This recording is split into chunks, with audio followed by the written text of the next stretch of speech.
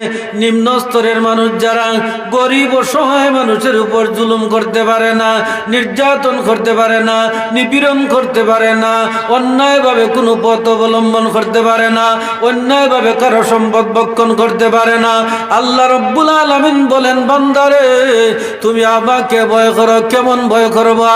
হাক্কা তুকাতি, আমাকে ভয় করার মতো ভয় করো। এরে বান্দা, তুমি আমাকে এমন ভয় করার করো, আমি আল্লাহ রাব্বুল আলামিনকে তুমি এমন ভাবে জানো, আমি তোমাকে দেখি, তোমাকে আমি জানি কি করতেছ, রাতের গভীর অন্ধকারে কি করো, দিনের আলোতে কি করো, গহীন গুহার ভিতরে তুমি কি করো, তুমি জমিনে তাওতা ছাড়া শেষ সীমানা পর্যন্ত তুমি গিয়ে কি করো, আমি আল্লাহ রাব্বুল আলামিনের দৃষ্টির বাহিরে তুমি থাকতে পারো না। আল্লাহ রাব্বুল আলামিন বলেন, রে বান্দা তোমরা আমাকে ভয় করো। ইয়া আইয়ুহাল্লাযীনা আমানুত্তাকুল্লাহ, তোমরা আমাকে ভয় করো। ওয়াল তানজুরু নাফসুম মা কদ্দামাত লিগাদ, আর আগামী দিনের জন্য কি তৈয়ার করেছো তা নিয়ে চিন্তা ভাবনা করো।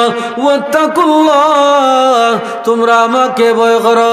ইন্নাল্লাহ খাবীরুম বিমা তা'মালুন, বান্দারে তুমি জানিয়া নাও, তুমি বান্দা যা কিছু করো না কেন, আমি আল্লাহ রাব্বুল আলামিন সব বিষয়ে জানি।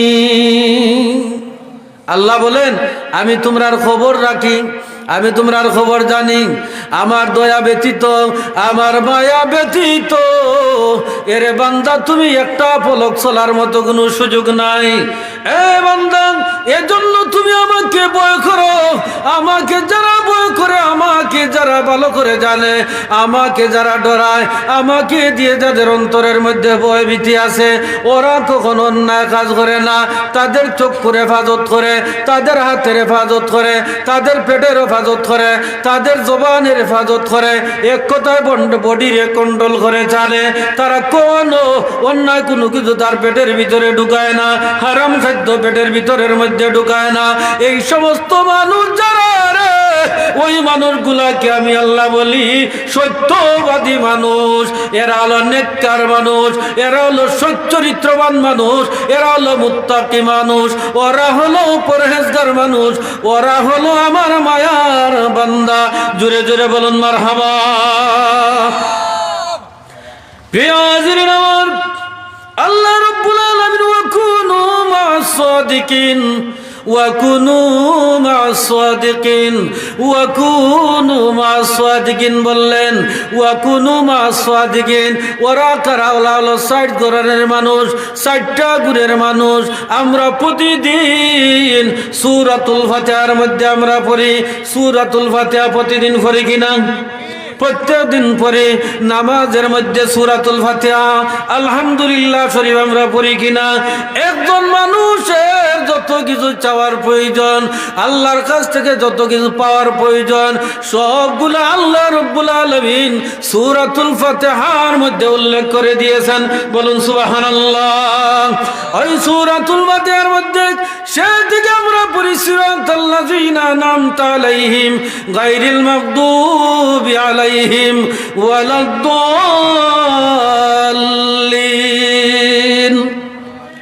আমিন পড়ুন। আমরা কি করি? আমরা বলি চালাও সে পথে, যে পথে তোমার প্রিয়জন গেছেন চলি, যে পথে তোমার চির অভিশাপ, যে পথে ভ্রান্ত চির পরিতাপ। হে আল্লাহ, আমাদেরকে কখনো করো না সে পথগামী। কবির ভাষায় বলে দিলাম, আমরা তাদের পথ চাই, তাদের পথ খারাপ, যাদের প্রতি আল্লাহ নিয়ামত দান করেছেন, যাদেরকে অনুগ্রহ দান করেছেন, যাদেরকে ভালোবেসেছেন, যাদেরকে মহব্বত করেছেন, যাদেরকে বন্ধু বলে সম্বোধন করেছেন, ওই সমস্ত মানুষ কারা? সিরাতাল্লাযীনা আন'আমতা আলাইহিম মিনান নাবিয়িনা সিদ্দিকিনা ওয়াশ শুহাদাই ওয়াস সালিহিন ওয়া হাসুনা উলাইকা রাফিকা।